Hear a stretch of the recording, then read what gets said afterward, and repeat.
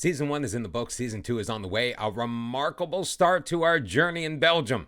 But what does the new season in the Challenger Pro League have in store?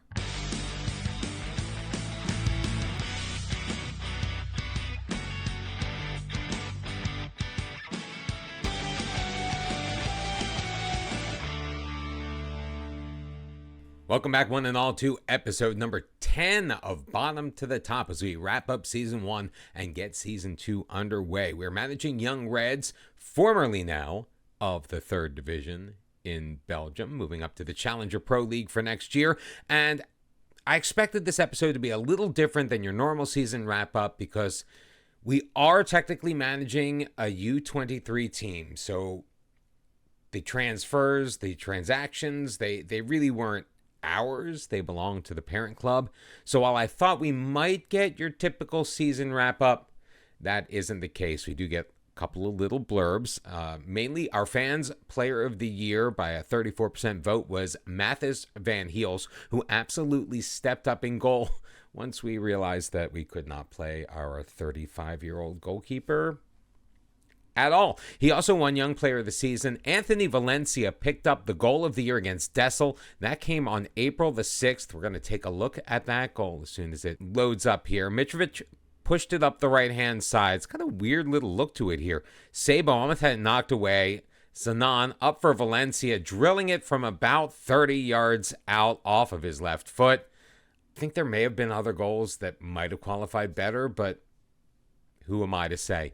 We also were blessed with being named Manager of the Year. We won the Belgian First Amateur Division and the Manager of the Year award, which is another trophy to add to our case, which we could have had the trophy for the league, but we bottled that at the end. All we needed was a victory in the final match, and we couldn't even score a goal. We have seen an increase in our reputation, which is good. We're also studying for our National B license, as we've talked about in an earlier episode. We finally got them to give us the C as soon as we finished our classes. We turned right back around, asked them for the next level. They gave it to us, which is fantastic. Our numbers still, they ain't great. Even though we're not the one in charge, and Antwerp technical director Mark Overmars is in charge of the signings and whatnot. If he does run into a bit of a stumbling block, he might call on us this summer to offer a helping hand, see if we can get some negotiations done. If we want certain players on our team, and we're getting that opportunity with Malik Keita, Susi, Len Fairs, and also Finnegan Keeble, who is a very young goalkeeper that we did not play. He was unable to come to an agreement with Mathis Van Heels. Van Heels, unfortunately, has decided that he is not interested in entering into any contract negotiations with Young Reds. So no matter what, our Young Player of the Season will not be back next year, and we're going to be playing in the Challenger Pro League with a different goalkeeper. Of the players available, the one that we wanted to keep the most was Malik Keita. He was our club captain for the last portion of the season, also at the base of our midfield, a midfield that played together most of the year. So we've been able to sign him on a new 3-year deal for €750 a week. He wanted a mandatory extension after 5 games. We said no. He seemed to be okay with that. Not loving the numbers on the appearance fees, but it is what it is, and it ain't our money.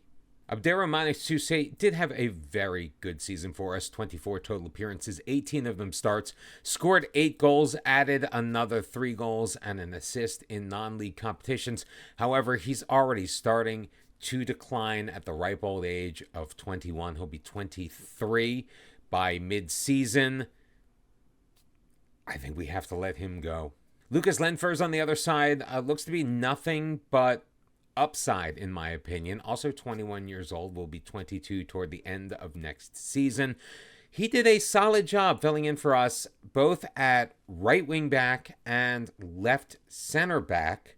And he seems to be on the up. 6'4", 485 pounds, a jumping reach of 15. Decent first touch, good tackling. His marking is okay. Nice teamwork and work rate. We're going to try to keep him around for just one more year. Did I say one more year? One more year didn't seem to be an option. Probably a league thing. 3 years is the minimum we could go, also the maximum. So we went 3 years, 475 euros a week. Appearance fee, we were able to knock that down a little bit to 275. I'll take the 85 euro clean sheet bonus. Unused substitute, again, it is what it is. We can get away with just paying him 200 euros. That's fine with me. And before we even had the chance to make an attempt, Finnegan Keeble said thank you, but no thank you. Not interested in entering into a contract with us, so another one off of our hands. Looks like contracts are also in the process of getting done for Robbie Doms, Dieter Van Hees, and Noah Wins, Malik Keita, and Lucas Lindfers. Of course, we've been negotiating ourselves, but some other players not coming back for next year. Davino Verhulst, he's 36 years old. He's a goalkeeper. He can't even play in the league we were just in. He's decided he's going to retire, so he obviously isn't coming back. Mathis Van Heels, we've already talked about. Gwendal De Halle, also not willing to enter into contract negotiations. 38-year-old Maxime Bisset, our former captain, is going to be retiring as well. And, we've already talked about Susi and Keeble. A quick peek at the financial picture, starting to look pretty good. We were in the negative for our wage bill all of last season, but that seems to have flipped around now that we've been promoted to Tier 2. We've got about 43,000 euros to play with on a weekly basis. We're currently spending just over 28,000 of those, with a committed spend for next year of just 15,000. So plenty of room. We're going to see who we get from Royal Antwerp FC, and maybe, even though we have no transfer budget, maybe we'll be able to supplement with some players of our own. And just in case you were curious, there are a ton of jobs out there. We're not going to actively apply for any of them right now. We only have 1 year of experience. We only have 1 star of reputation. And yes, we had a very good season, but I'm not sure we're quite ready to jump ship, because I don't know if we would necessarily get a job better than the second tier of Belgium at this point in our careers. We're in a top 55 league. A lot of these jobs are either well above our pay grade or ones that we would qualify for that are below our current level. So the whole point of this is to make steps up in our career. And yes, taking over a team and being the man in charge, being able to make all of those transfer decisions and whatnot, while that is appealing and would essentially be a step up in responsibility, are we going to get more money? Are we going to get better reputation? And will we have more experience coming out of that to lead to bigger and better jobs moving forward? Ton of jobs. Luckily for us, we're not the leading candidate for any of them. However, if a team does come and knocking with an interview opportunity, we'll consider it. Some more club business has been conducted. Robbie Doms agreeing to a new 1-year deal for the 19-year-old. Noah Wins signing another 1-year contract for 525 euros a week. 3 more years for Lucas Lindfers. He has officially agreed to his deal. And Dieter Van Hees, the 21-year-old striker, is back for 1 more year at 525 euros a week. And also, no surprise, Malik Keita has committed his future to Antwerp, signing a new 3-year deal on 750 euros per week.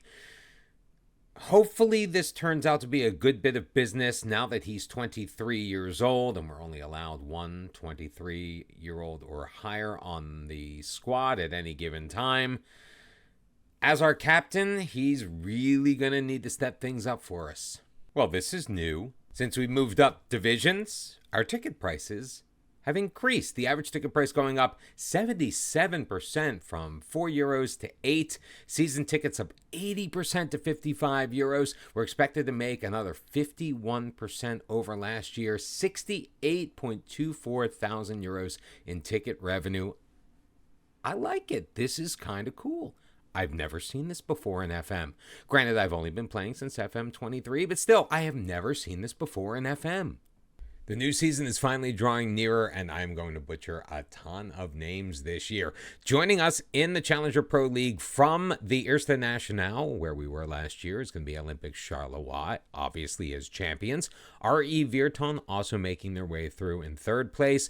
But 3 teams joining us from the Jupiler Pro League: OH Leuven, Cercle Brugge. Brugge? It's Bruges or Brugge? I have to decide which one I'm going to use. Cercle Bruges is what we're going to say right now. And KV, this is the one I'm going to mess up, Mechelen? Sure. And just as the season is about to tick over and we move into the Challenger Pro League, just a quick review of what they expect from us, and that is to just avoid relegation. Hopefully that's going to be a little bit easier because Gwendal de Halle has committed his future to Antwerp. 3 years, 525 euros a week. Sounds like a lot of money. He was making $1,000 last year, so we got a bargain there. We also got Peter Van Hees in, another 21-year-old striker on less money, 700 a week. We probably could have negotiated him down a little bit more because, frankly, we relied on De Halle a lot more last year. He was higher on our personal pecking order as the game day coach, but we rolled the dice, we took our chances, and it worked out for us. And I almost forgot, thanks to our new contract, we got a 15% pay rise. And with the transfer window about to open, our schedule has been released. We open up in a mere 6 weeks on the 11th of August at home against Dender EH. We don't take on one of our former rivals, in the other division until the 24th of November when we go to Olympic Charleroi, that match on the road. Then we are back home the following week against RE Virton. So we get back-to-back against our former third division foes before we wrap up the season at home against SK Beveren. 4 o'clock start on August the 20th. Where are we going to stand as far as our squad is concerned? Frankly, who knows? Currently 33 members of the Royal Antwerp FC team have been assigned to Young Reds. We'll see how that shapes out. We'll see if there's anything that happens during the transfer window. We have some wage budget left over. I think we'll check to see. With 33 guys on the squad, we may be footing quite the bill. Also, we have no transfer budget to speak of, but we may have the opportunity, if there is room in the wage bill, to kind of solidify a position or two if necessary.